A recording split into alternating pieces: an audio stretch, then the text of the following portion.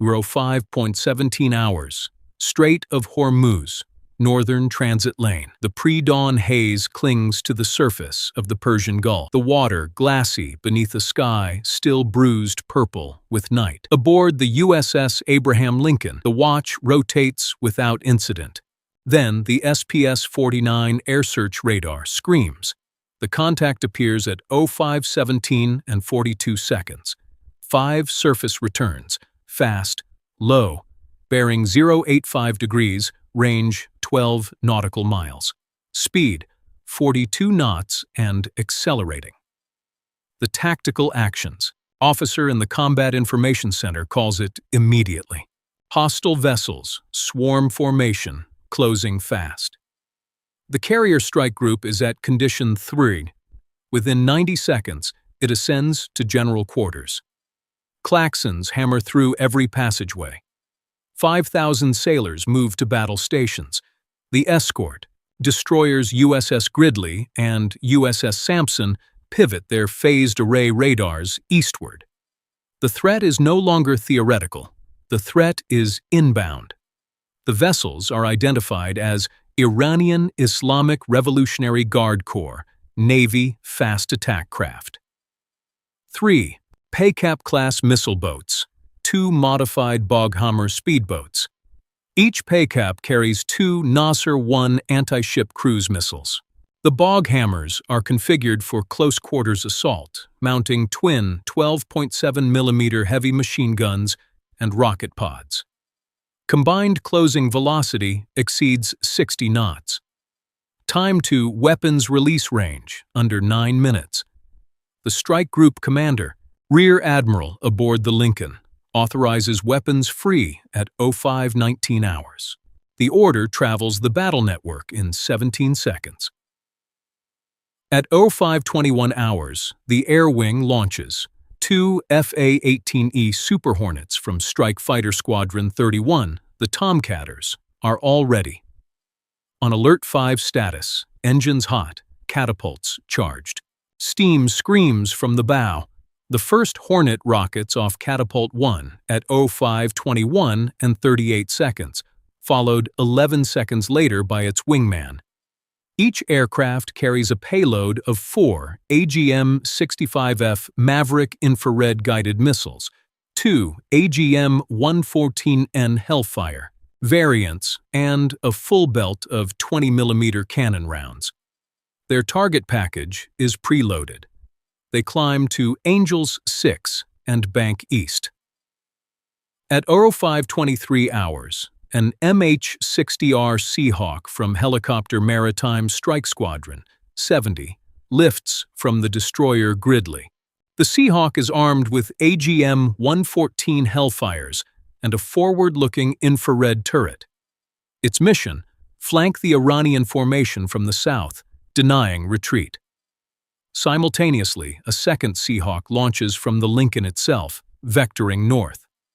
The whack pincer closes. At 05:24 hours, the Iranian boats split formation. 2 PACAPs peel northeast. 1 PACAP and both Boghammers continue direct ingress.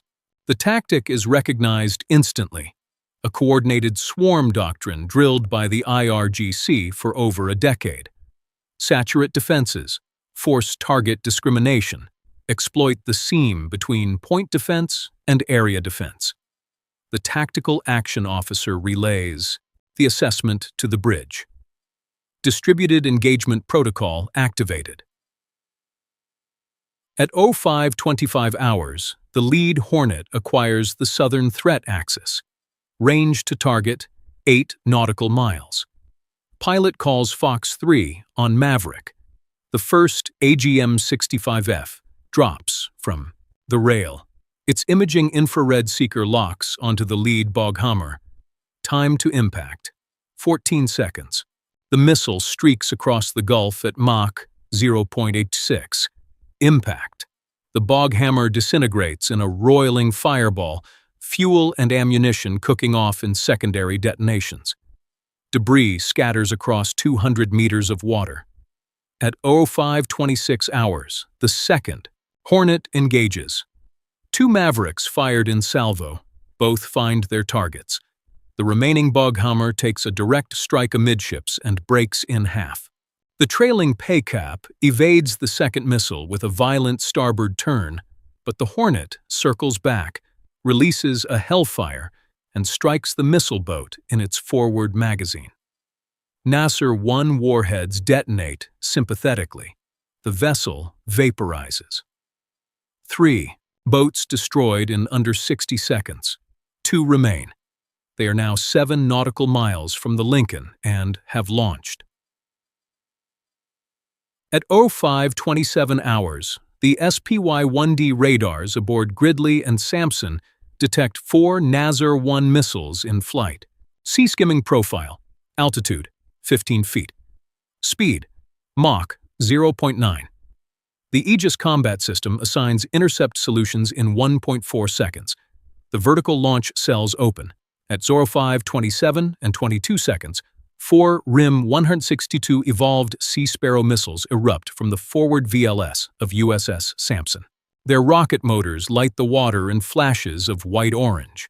The missiles climb, pitch over, and accelerate to Mach 4. 2 additional ESSMs launch from Gridley as backup intercepts. 6 birds in the air against 4 sea skimmers. At 05:27 and 41 seconds, the first intercept occurs.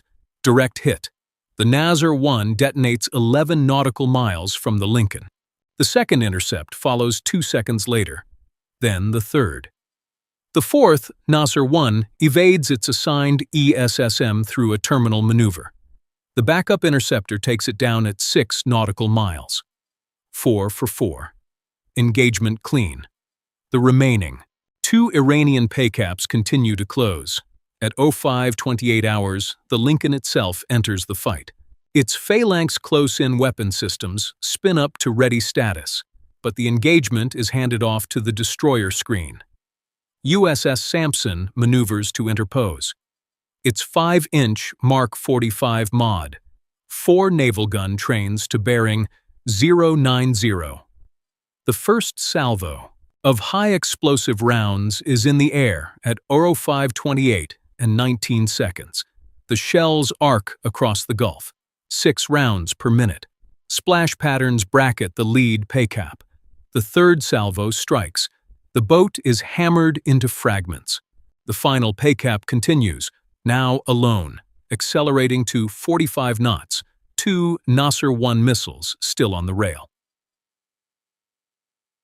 At 05:29 hours, the inbound MH-60R from Gridley acquires the final target. Range, 4 nautical miles. Pilot calls rifle on Hellfire. The AGM-114N leaves the launcher. 8 seconds to impact. The missile descends through morning haze and strikes the Paycap at the waterline. Thermobaric warhead.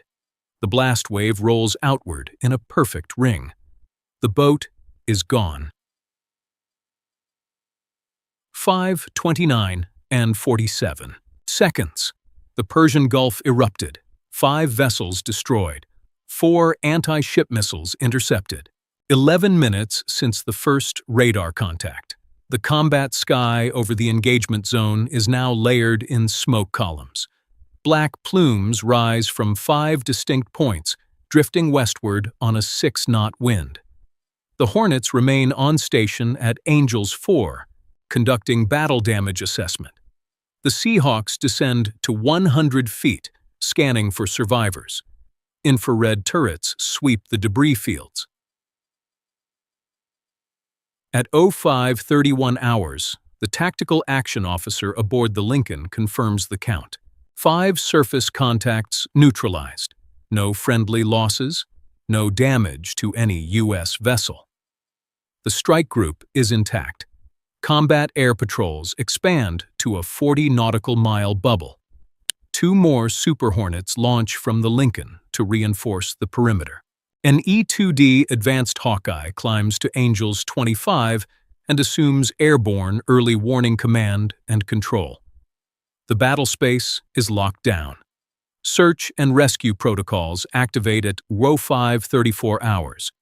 International maritime law mandates the recovery of survivors regardless of belligerent status. Two Seahawks transition to SAR configuration. Rescue swimmers prepare to deploy. Across the debris fields, 12 survivors are located clinging to wreckage and inflatable rafts. They are recovered, secured, and transported to medical facilities aboard the Samson. Iranian casualties. Estimated 31 killed, 12 captured. The captured personnel are processed under standard prisoner of war protocols and isolated for interrogation by naval intelligence. The Strait of Hormuz remains open.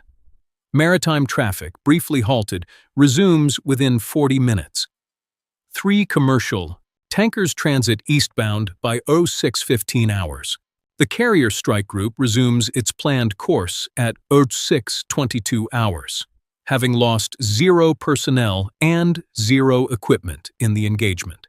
The tactical lessons were immediate and clear.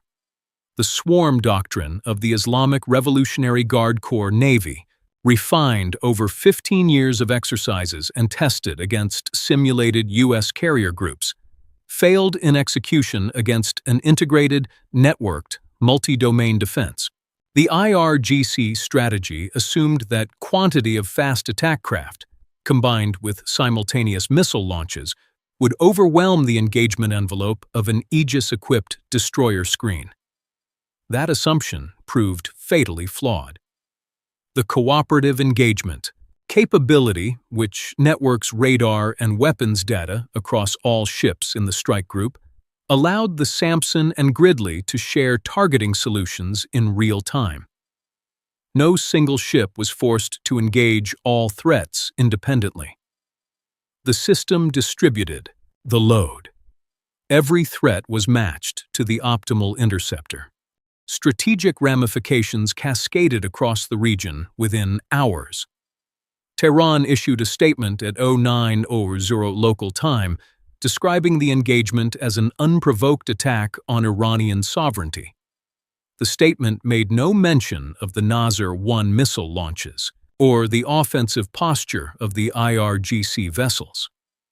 International maritime monitoring stations, however, recorded the missile telemetry.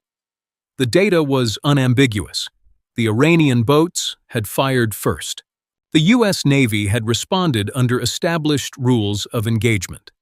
Gulf Cooperation Council nations responded with measured public statements and accelerated defense coordination behind closed doors.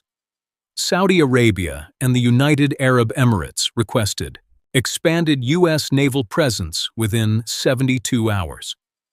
Bahrain reaffirmed its commitment to hosting the Fifth Fleet. Israel, monitoring the engagement through its own intelligence networks, conveyed congratulations through diplomatic channels. The Russian Federation issued a call for restraint.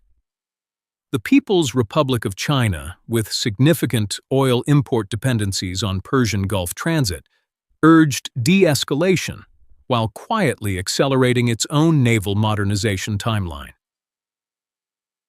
This engagement fundamentally reshaped regional perceptions of the IRGC Navy's deterrent value. For 2 decades, Iranian military planners had wagered that the threat of swarm attack would constrain U.S. operational freedom in the Persian Gulf. That deterrent was tested and found insufficient. The cost-exchange ratio of the engagement told the story. 5 Iranian fast attack craft, 4 anti-ship missiles, and the lives of 31 IRGC personnel were expended.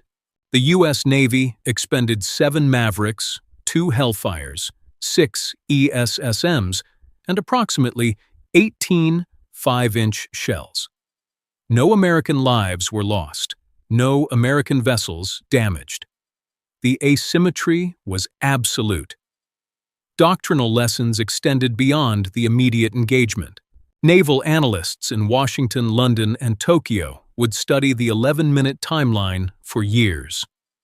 The integration of carrier-launched fixed-wing strike, helicopter-borne flanking maneuvers, destroyer-based area defense, and shipboard close-in Weapons created a layered kill chain that no asymmetric threat could penetrate without overwhelming numerical superiority.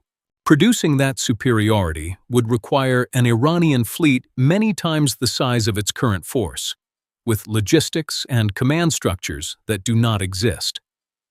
For the Iranian leadership, the engagement presented an internal crisis.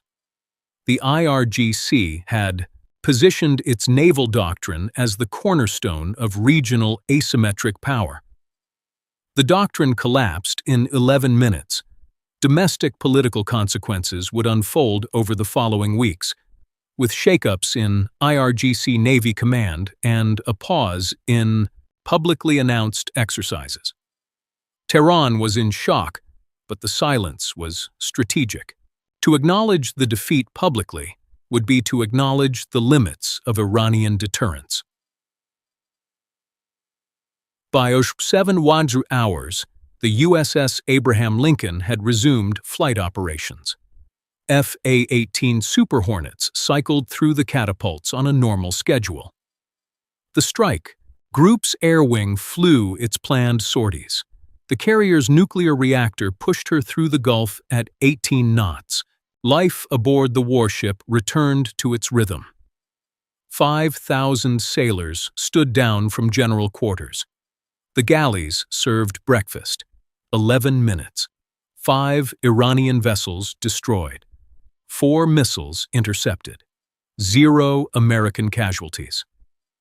The Strait of Hormuz remained open, not through negotiation, not through diplomacy, but through demonstrated capability.